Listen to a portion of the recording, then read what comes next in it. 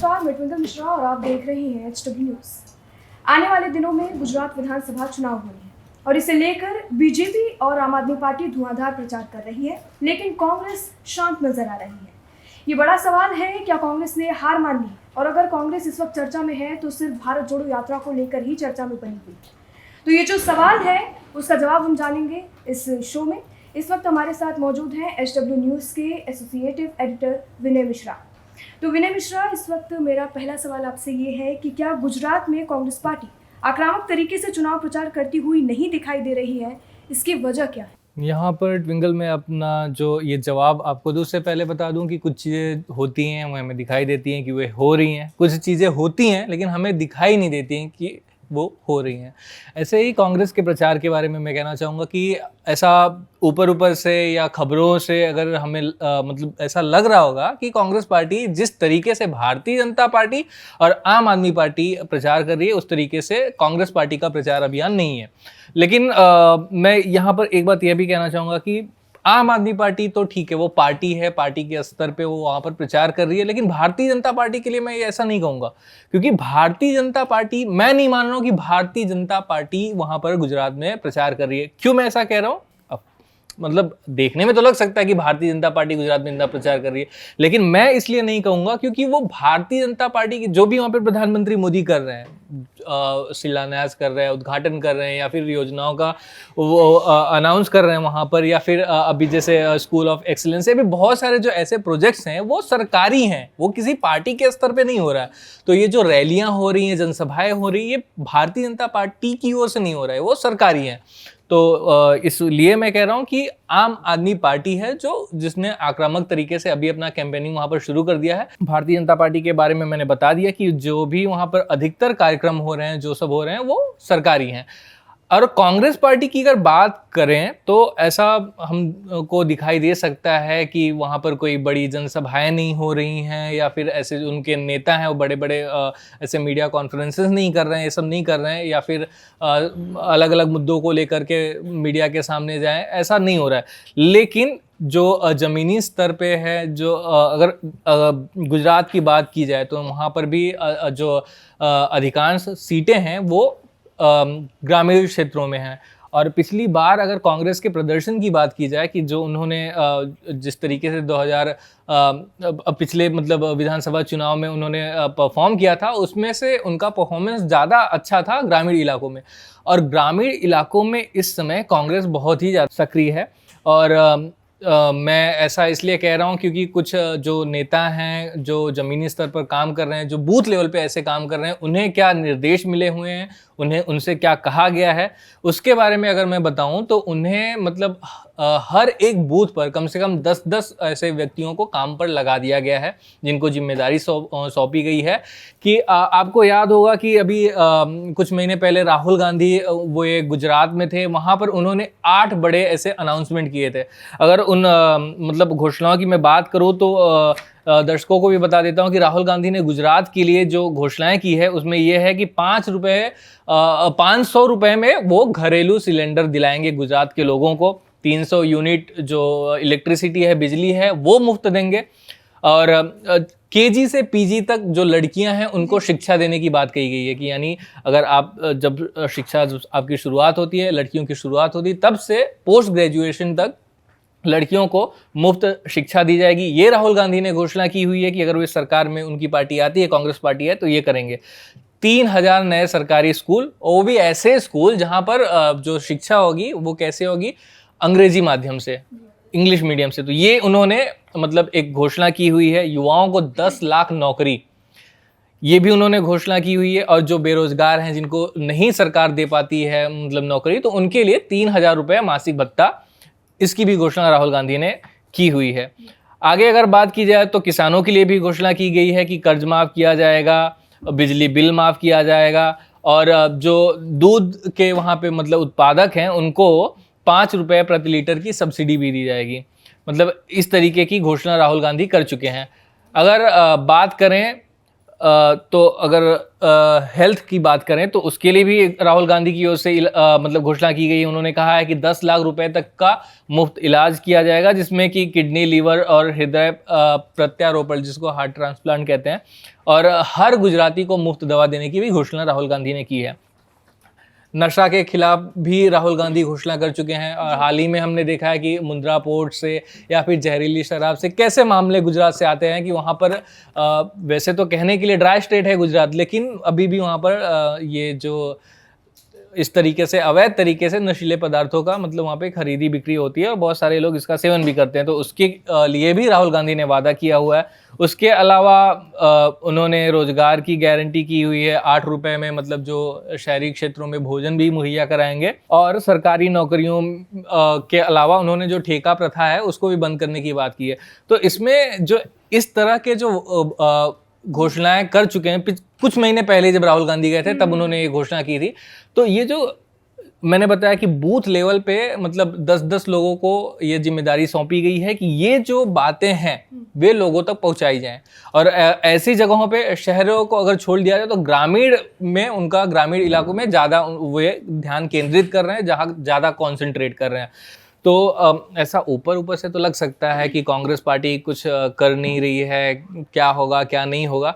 हाँ, प्रधानमंत्री नरेंद्र मोदी अभी हाल ही फिलहाल में वो गुजरात गए थे। उन्होंने जब अपने भारतीय जनता पार्टी के कार्यकर्ताओं से बात कर रहे थे तो उन्होंने बोला कि ऐसा हमें मतलब निश्चिंत होने की ज़रूरत नहीं है कि कांग्रेस तो गई, अभी वो कुछ नहीं करेगी। वो गांव-गांव में जा के लोगों के बीच में जाके काम कर रही है, तो सतर्क रहना है। तो वहाँ से भी हमें मतलब एक वो हिंट मिलता है कि प्रधानमंत्री मोदी क्या कहना चाहते थे कि कांग्रेस किस तरीके से काम कर रही है।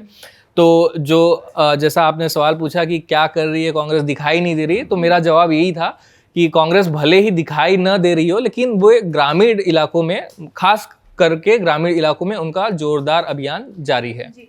तो अभी जैसा कि आपने कहा कि जमीनी स्तर पर कांग्रेस का काम चल रहा है, तो इससे इनकी जो कांग्रेस की जो रणनीति है, इससे कितना कांग्रेस को फायदा पहुंचने वाला है आने वाले विधानसभा चुनाव में? देखिए, पिछले अगर चुनाव की बात की जाए तो 80 से अधिक सीटें कांग्रेस पार्टी को मिली थी, और ये इस तरीके की जो रणनीति होती है, जो लोगों के बीच में सीधे तौर से जाने पे, मतलब आप मीडिया का सहारा नहीं लेते हैं, और अगर सोशल मीडिया की भी बात की जाए तो वहाँ पर आम आदमी पार्टी सबसे आगे चल रही है, भारतीय जनता पार्टी उसके बाद में है, कांग्रेस पार्टी वहाँ पे भी पीछे है।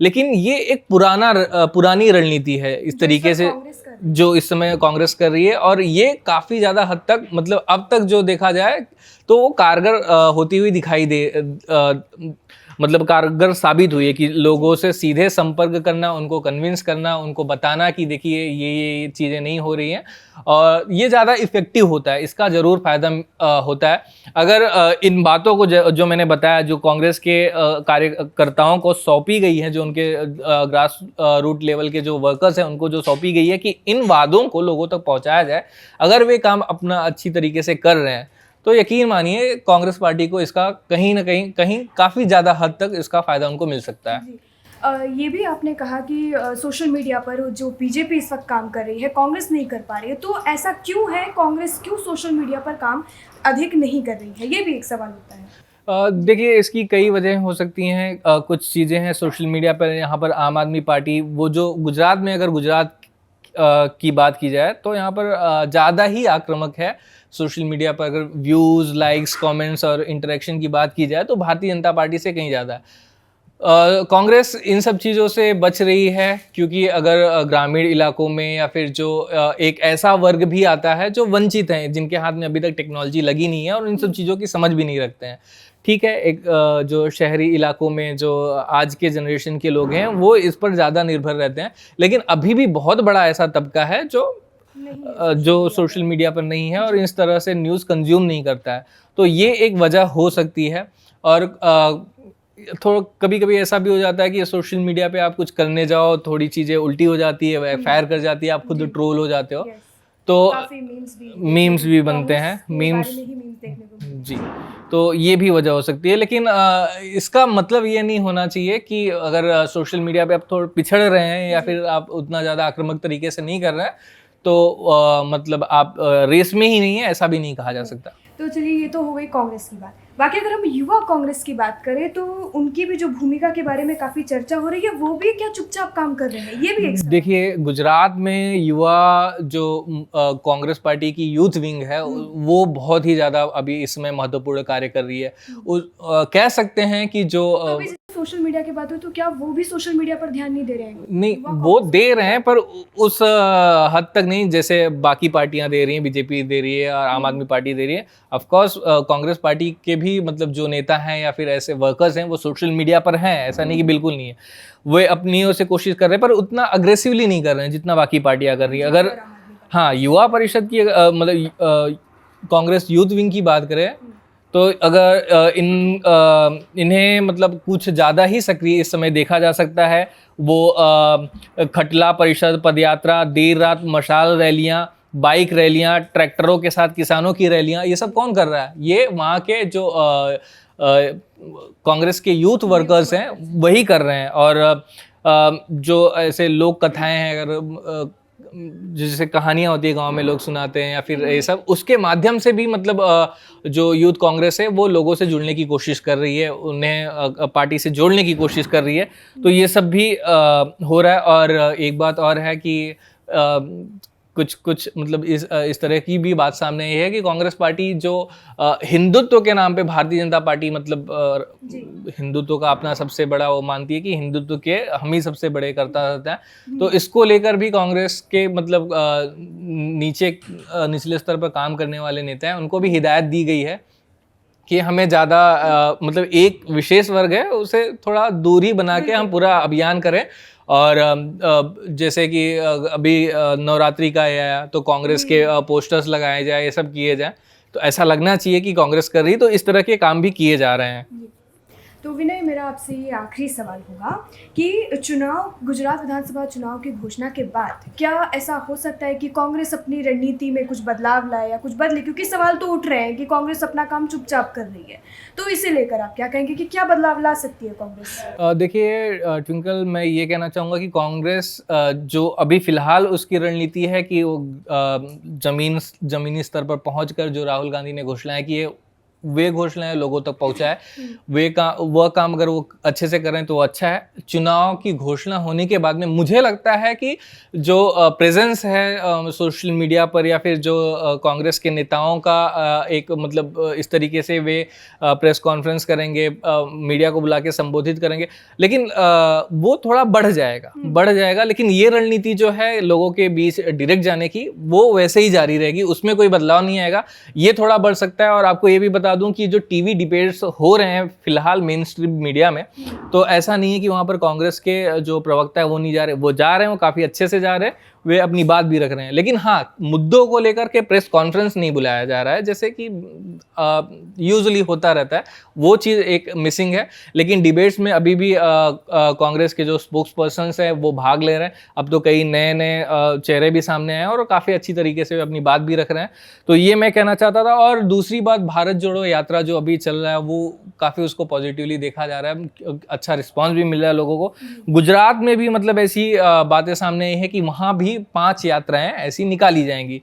तो ये भी जमीनी स्तर के हाँ, गुजरात में इनके बारे में अगर विवरण थोड़ा दर्शकों को दे दें तो 2 यात्राएं वो सौराष्ट्र में होंगी, एक यात्रा दक्षिण गुजरात में, उत्तरी गुजरात में एक, और मध्य गुजरात से एक यात्रा शुरू होगी। ये सभी यात्राएं को मतलब ऐसा प्लान किया गया है कि ये सभी की सभी 7 दिनों के भीतर हो जाएं।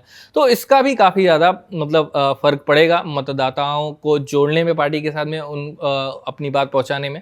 तो मुझे लगता है कि आपने मतलब बदलाव के बारे में सवाल किया था, तो मैंने एक बार फिर से दोहरा दूं अपने दर्शकों के लिए कि ज़्यादा बदलाव नहीं आएगा। जो प्रेजेंस है सोशल मीडिया पे वो थोड़ा हद तक बढ़ सकता है और जो कुछ बदलाव आ सकते हैं। बिल्कुल। विनय मिश्रा जी, हमसे बात करने के लिए आपका बहुत बहुत शुक्रिया।